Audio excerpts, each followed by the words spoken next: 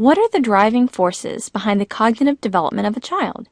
Does it really matter if a child is given gender-specific toys to play with at an early age?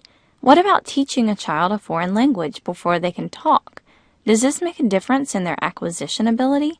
These are some of the major questions that guide the work of researchers in the field of educational psychology. In this lesson, we will begin to explore how these questions lead to today's research of cognitive development.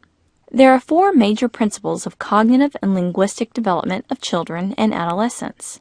The first principle is development proceeds in somewhat orderly and predictable patterns. Development occurs through what theorists characterize as developmental milestones.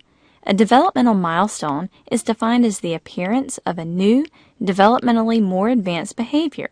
These milestones typically appear in a predictable order. We can understand this principle of developmental milestones through a few examples. A physical developmental example of this principle is when a baby learns to roll over before it learns to crawl. A linguistic example is when children babble before they learn to say words. And a cognitive developmental example is when a child can first only solve simple problems and talks through the problem out loud, and then eventually internalizes the problem-solving process and begins to think abstractly, and outward speech becomes internal in the child's head. The second principle of development deals with growth. Periods of rapid growth spurts may appear between periods of slower growth. The underlying idea behind this principle is that development is not constant. A learner might proceed through a developmental growth stage rapidly, such as in toddlerhood, versus a period of slower cognitive development, such as adolescence. The third principle explains that different children develop at different rates. This principle focuses more on the learner as an individual versus an entire developmental period, as the preceding principle did. Most theories provide an average age at which we might see development. This age is an approximation due to the individual differences among learners. Some learners hit developmental milestones early, while others may reach them later. This should not be the only indication of advanced cognitive development or developmental impairments, however. The final principle of cognitive and linguistic development deals with the concepts of nature versus nurture and states, development is continually affected by both nature and nurture. We will discuss these concepts in detail now. Have you heard of the nature versus nurture debate in psychology? Psychologists have long debated whether it's nature that drives development among humans or nurture. Let's explain. Nature, or heredity, refers to traits which are inherited or genetic.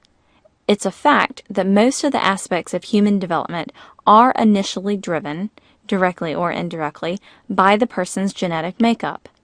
Eye color, hair color, skin type, and other physical characteristics are derived directly from our genetic makeup. Even one's temperament, or predisposition to respond, is driven by genetics.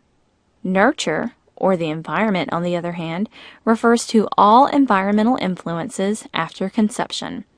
In other words, how a person is raised, nurtured, drives development.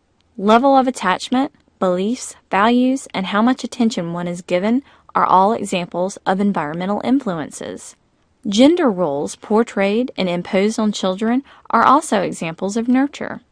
Clothing a baby boy in traditionally boy colors, such as blue, and providing only traditionally male toys, such as a football, are extreme examples of this.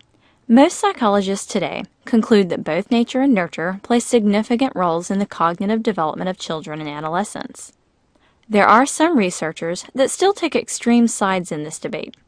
However, most psychologists agree that there are periods of time that occur through development in which children are more susceptible to environmental conditions. This is referred to as the sensitive period. Researchers suggest that during this point in development, children are more receptive to environmental influences.